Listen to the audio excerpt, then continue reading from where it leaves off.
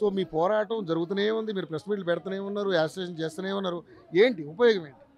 అదే కదా అర్థం కావట్లేదన్న. మా ఇష్యూస్ని అన్ని మేము ఎన్ని రకాలుగా చెప్పాలో, వినతుల రూపంలో, వార్నింగ్ల రూపంలో ఎన్ని రకాలుగా చెప్పాలో అన్ని రకాలుగా చెప్పినాము. ఇంకా కొట్టుడు ఒకటే బాకుందన్న, కొట్టుడు ఒకటే బాకుంది. నేపాల్లో లాగా ఇక్కడ కూడా అది రిపీట్ అయితేనే వీళ్ళు మాట వింటారు, లేకపోతే మాట విన్నారు. విద్యాశాఖ మంత్రి నా దగ్గర జాగ్రత్తగా పెట్టుకున్నాడు, పెట్టెలో పెట్టి భద్రంగా తాళమేసినవా అయ్యా? ఏం చేస్తున్నావు నువ్వు? విద్యాశాఖ మంత్రి పెట్టుకొని విద్యా వ్యవస్థకి న్యాయం చేయలేనప్పుడు నువ్వు విద్యాశాఖ మంత్రిగా రాజీనామా చేయి.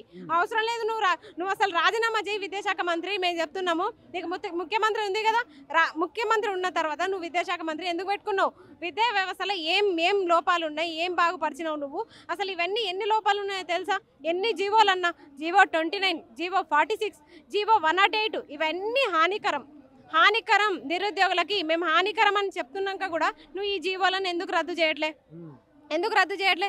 బీఆర్ఎస్ గవర్నమెంట్లో టీఎస్ ఉన్న జీవోని తీసేసి టీజీగా పెట్టుకున్నావు. ఆ జీవోని మాత్రం ఒక్క రోజులో మార్చేయచ్చు. నిరుద్యోగులకు ఉపయోగపడే జీవోలు మార్చడానికి మీకు చేతులు వస్తలేవా? అంటే మేము బాగుపడ్డాం, మీకు ఇష్టం లేదా? మేము నిరుద్యోగులము ఏ ప్రభుత్వం అయినా కొట్లాడుకుంటూనే ఉండాలా? మాకు ఇదే పని అయిగా? అంటే వయసులు అయిపోయి పెళ్ళిళ్ళు చేసుకోకుండా అసలు గుళ్ళో ప్రసాదాలు తినుకుంటూ ఎన్ని రోజులు బతకాలన్న నిరుద్యోగులు? కనీసము పక్కనున్న బీహార్లో కూడా 1000 రూపాయల నిరుద్యోగ భృతి ఇస్తున్నారు. మీరు 4000 భృతి ఇస్తామన్నారు, ప్రకటించారు మేనిఫెస్టోలో, ఆశ చూపిరు నిరుద్యోగులకి. ఘోరం. కనీసం 1000 కాదు కదా, మీరు ఎన్ని చెప్పారు? కనీసం నిరుద్యోగుల గురించి మీకు సోయిందా? నిరుద్యోగులు ఏం తింటారు?